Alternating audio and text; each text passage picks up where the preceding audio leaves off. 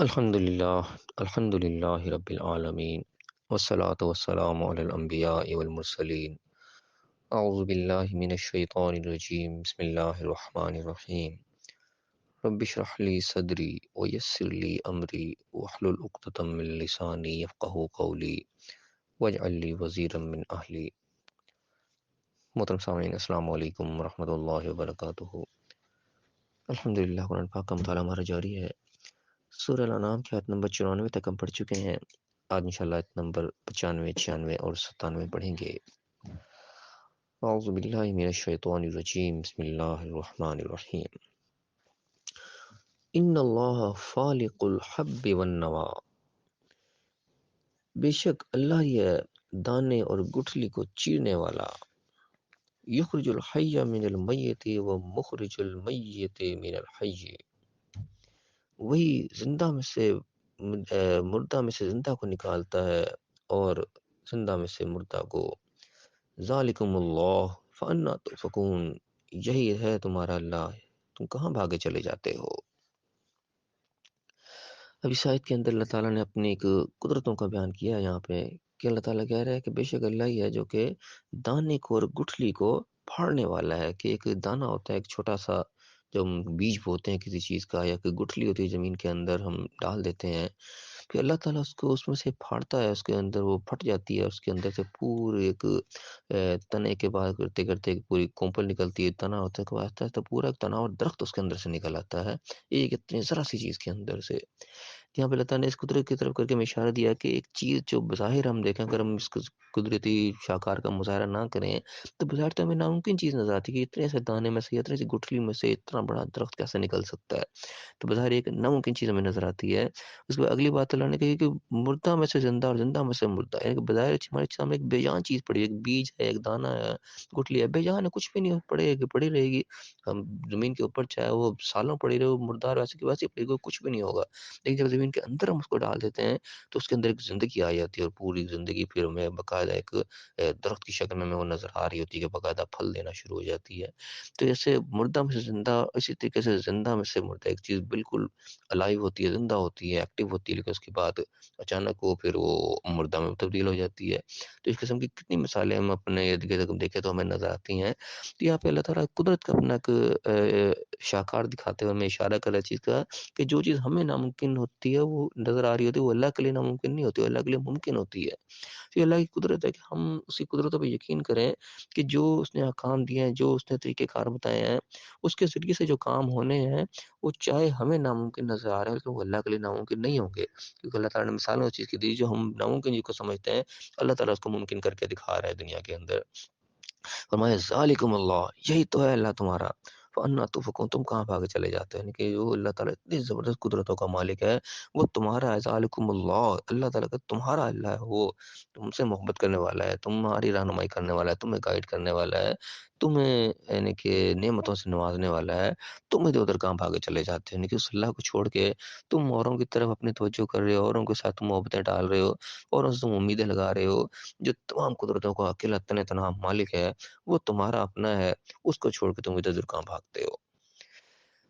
اب فرمایا کہ فالق الاصباح، صبح کو بھی ابھارنے والا، صبح کو چاک کرنے والا، یعنی کہ صبح بھی اس طریقے سے پو پھٹتی ہے اندھیرے کے بعد، ایک دم ایسے روشنی نکلتی ہے۔ پھر میں وجعل اللیل سکنا والشمس والقمر حسبان،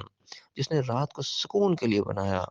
اور سورج اور چاند یہ ایک باقاعدہ حساب کے ساتھ مقرر کیے، یہ حسبان ہے۔ ایک تو ایک ذریعے حساب کتاب لگایا جاتا ہے، دنوں کا حساب بھی لگایا جاتا ہے، تاریخوں کا بھی حساب لگایا جاتا ہے، اور یہ خود بھی یعنی کہ ایک اندازے کے ساتھ حساب کے ساتھ چل رہے ہیں، باقاعدہ ایک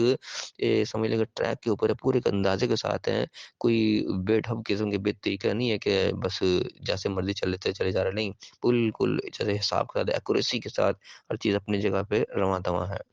اب ان آیات کے اندر بہت زیادہ گہرائی ہو سکتی ہے، مفسرین اس کی بڑی بڑی اچھی یعنی کہ تفسیریں یقیناً بیان کی ہوں گے کہ کتنی یہ گہری آیات ہیں کہ جتنی مرضی ہم گہرائی میں اترتے چلے جائیں، لیکن بہر جتنا سبق ہمیں اللہ تعالیٰ سمجھا رہا ہے، ہمیں اس کو سمجھ آنی چاہیے۔ اللہ تعالیٰ ہر ایک کو اس کی سمجھ کے مطابق جو ہے وہ عقل عطا فرمائے، ہر کوئی اپنے اپنے عقل کے مطابق سبق لیتا ہے،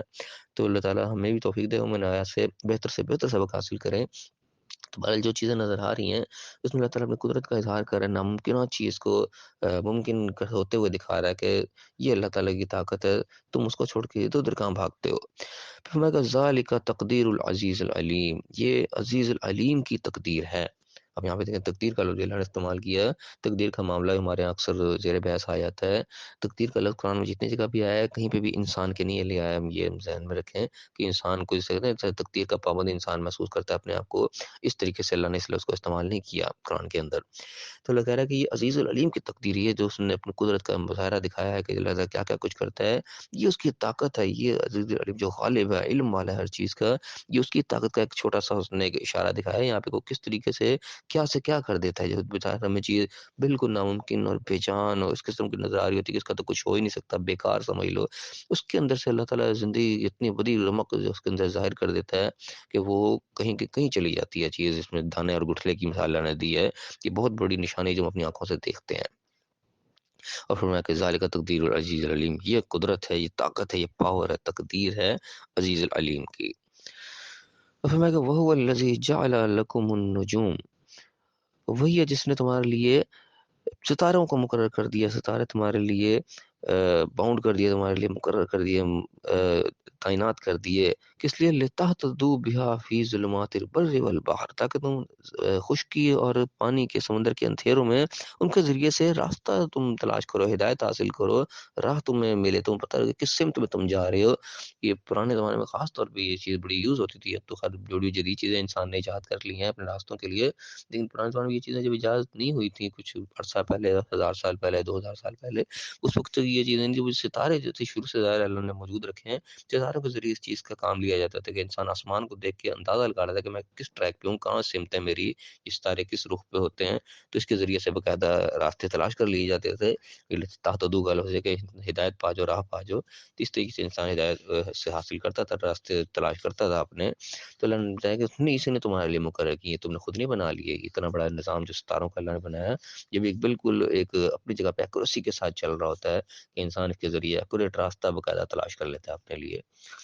پھر میں کہ قد فصلنا الآیات، ہم نے آیات کو، اپنی نشانیوں کو بڑا مفصل بیان کیا ہے، کس کے لیے؟ لقوم یعلمون، جو کہ علم والے لوگ ہیں، جو علم سے کام لیتے ہیں، جو اللہ نے علم دنیا میں رکھا ہے اس سے وہ فائدہ اٹھاتے ہیں، اس کو حاصل کرتے ہیں، اس کو استعمال کرتے ہیں، اور ان کے لیے اللہ تعالیٰ نے بہت سی نشانیاں، آیات جو قرآن کی آیات بھی ہیں، اور یہ باہر جو پوری دنیا میں پھیلی ہوئی نشانی، یہ بھی آیات، ہر طرح کی نشانی ہیں۔ تو کہ قد فصلنا، ہم نے مفصل کر دی ہیں، بیان کر دی ہیں،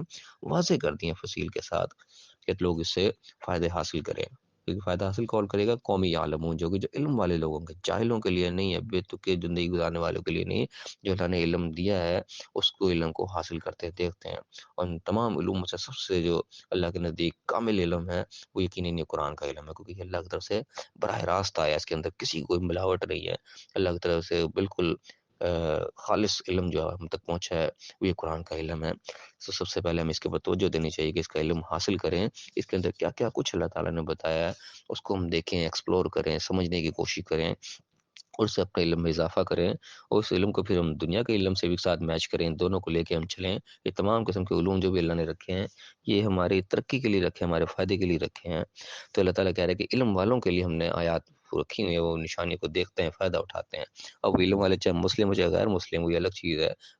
غیر مسلم نے اگر زیادہ محنت کی، انہوں نے زیادہ علم حاصل کیا، وہ زیادہ آگے نکلی، ان کی محنت ہے۔ جس دور میں مسلمان زیادہ محنت کرتے تھے اس وقت مسلمان سائنسدان آگے ہوا کرتے تھے، دنیائی معاملات میں بھی آگے تھے، وہ دینی معاملات میں بھی آگے تھے۔ تو یہ ہماری کوتاہیوں کی وجہ سے ہم لوگ پیچھے رہ گئے ہیں، ورنہ اللہ نے جو معجزہ ہمیں یہ قرآن کی صورت میں دیا ہوا ہے، اس کے اب بھی اثرات اس طریقے سے ہیں کہ ہم اس سے علم حاصل کریں گے تو یقیناً ہمیں بہت بہت اچھی قسم کی گائیڈ لائن ملیں گی ہر سطح کے لیے، اپنی زندگی، ذاتی زندگی کے لیے بھی اور اجتماعی زندگی کے لیے بھی۔ تو اللہ تعالیٰ ہمیں سمجھنے کی توفیق عطا فرمائے۔ آج کے آیات میں اللہ تعالیٰ نے جو نشانی بتائی ہیں تو وہ ایسے ممکن اور ناممکن ٹائپ کی نشانی کو جو بظاہر اگر ایک عام سطحی طور پہ آدمی دیکھے تو بالکل ایک ناممکن سی چیز ہوتی ہے، ایک دانہ، ایک گٹھلی کی، اس سے کیا ہونا، کچھ بھی نہیں، بیکار پڑی ہوئی ہے، چھوڑ دو گے، کچھ بھی اس کو نہ کرو گے وہ ضائع ہو جائے گی، ختم ہو جائے گی۔ لیکن جب اس کو استعمال کیا جاتا ہے، علم اس کے اوپر یوز کیا جاتا ہے، زمین کے اندر اس کو ڈالا جاتا ہے، اس کے لوازمات کو پورا کیا جاتا ہے، تو پھر ایسا اس کے شاہکار نکلتے ہیں کہ انسان اس سے پھر فائدے بھی اٹھاتا ہے۔ تو یہ نشانی اللہ تعالیٰ نے مختلف انداز کائنات میں جگہ-جگہ بکھیر رکھی ہیں۔ اللہ تعالیٰ ہمیں ان کو صحیح سمجھنے کی توفیق عطا فرمائے، اللہ کی نشانیوں سے ہمیں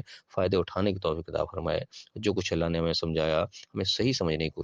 توفیق عطا فرمائے اور اس کو صحیح استعمال کرنے کی توفیق عطا فرمائے اور دنیا اور آخرت دونوں جگہ کامیاب فرمائے، آمین۔ وآخر دعوانا الحمد للہ رب العالمین۔